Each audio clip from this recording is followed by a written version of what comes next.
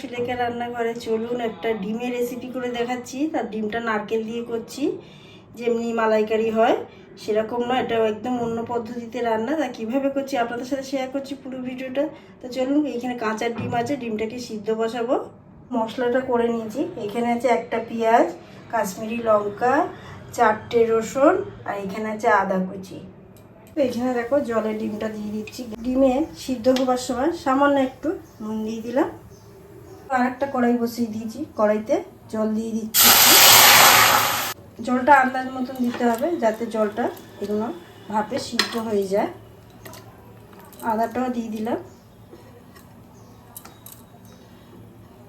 নারকেলটা দেখো, এটা একটু কুড়িয়ে নেবো। মশলাগুলো এখানে ভালোভাবে আমি হালকা করে সিদ্ধ করে নিচ্ছি, এটা পেস্ট করে নিচ্ছি।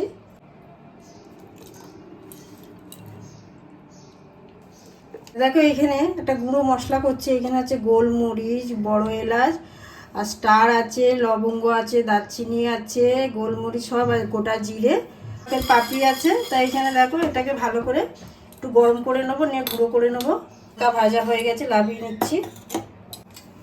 এদিকে দেখো ডিমগুলো সব সিদ্ধ করে ভালোভাবে ছাড়িয়ে নিয়েছি। আর ডিমের এইখান দিয়ে গায়ে বেশ চাকু দিয়ে কেটে দিচ্ছি, যাতে না ফেটে যায়।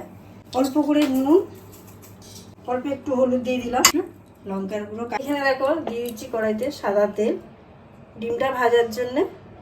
তেলটা গরম হয়ে গেছে, ডিমগুলো দিয়ে দিচ্ছি।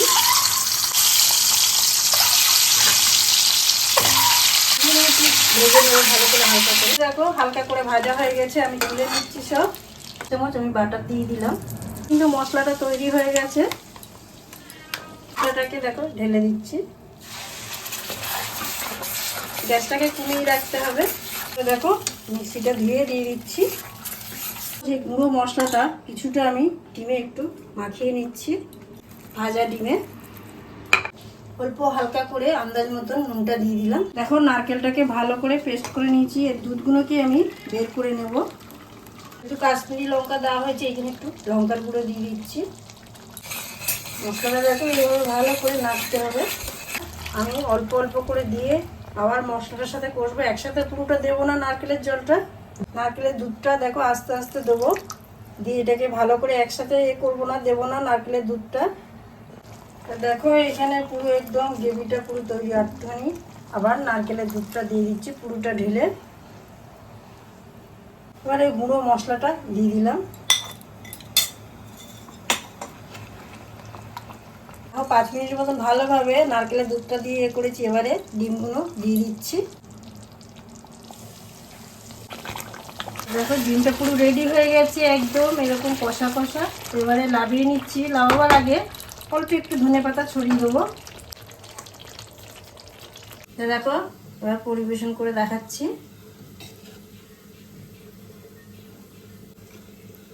ধরুন একদম ডিম মালাইকারি পুরো রেডি হয়ে গেছে। আর গরম গরম রুটির সাথে কিংবা পরোটার সাথে কিংবা কোনো ফ্রাইড রাইসের সাথে এগুলো বেশ ভালোই পরিবেশন করা যাবে। তো অবশ্যই বাড়িতে এগুলো বানাও। আর বানিয়ে যদি ভালো লাগে অবশ্যই চ্যানেলটাকে সাবস্ক্রাইব করো, পাশে থাকার অনুরোধ রইল।